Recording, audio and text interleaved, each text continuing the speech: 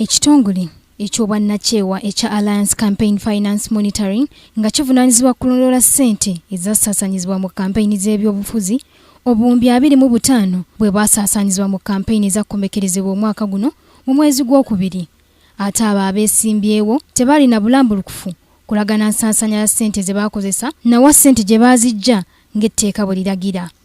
Era mu kunoonyereza kw'ekitongole kino ekya Alliance Campaign Finance Monitoring bazuula nti ababaka abali ku ludda lwa gavumenti aba NRM basaasanya kumpi obukadde 433 mu kampeyini zaabwe ng'ate bo abali ku ludda oluvuganya gavumenti bakozesa obukadde 187 nga bo bannaabwe abali beesimbyewo ku bwannamunigina bakozesa obukadde 189. Ensansanya ya ssente nnyingi ezitaliiko mbalirira kiteeberezebwa nti y'ensonga eviirako bannabyabufuzi okulunkanira buli kasente basobole okuzzaawo ezo ze baakozesa nga banoonya akalulu. Ababaka ba Paalamenti abaweera ddala 5 b'ennyamivu n'olw'ensonga eyo baakwanjula ekiteeso ekipya mu kakiiko akakola ku by'amateeka okuteekawo etteeka erikaka bannabyabufuzi okulaga embalirira n'okubeera n'ekkomo ku ssente ze basaasanya nga banoonya obululu.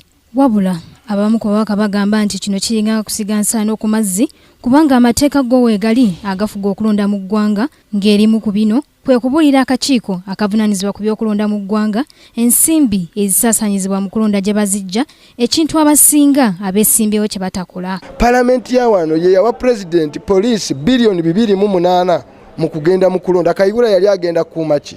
Bafu oba yali agenda kutukumira ku maazi? Kati bino byonna mbu oyagala amateeka ssente bazivubira wano kumala biseera. Toyinza kugamba nti onokola lale notateekawo mizindalo kwogererako. Toyinza kugamba nti nno otandika akalulu nga tokubye ebipande n'ebigenderako. Kati ffe tugamba nti essente ezo zibe nga ziri control kubanga essente ezikuba ebipande ezikola emizindalo zimanyiddwa. There must be a selling. Naye n'olaba nga nze neyambisa nyinza okuba neyambisa obukadde 2 naye nga gwe navuganya naye yayambisa obukadde 15 yo yabukozesa kyo kujja kunga yali agulirira bugulizi bantu. Ye Olanya Gilbert omubaka wa Clark County awagira ekiteeso kino eky'okuteeka ekkomo ku muwendo gw'ensimbi ezisaasaanyizibwa mu kulonda kuba kino kiremesezza abantu abalina obusobozi okukiikirira abantu baabwe mu Paalamenti olw'obutaba na nsimbi nnyingi zimala ezisaasaanyizibwa mu kampeyini n'oluusi okugulirira abalonzi. If you are poor, I am telling you, you will never join politics. Politics is now being left to those who have at least some good resources.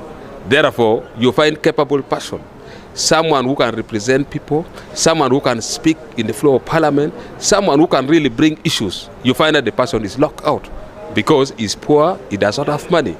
Therefore, we need to control utilization of funds during the campaigns. Joanita Mbabazi, Kingdom TV, amalindirire. This is Kingdom TV.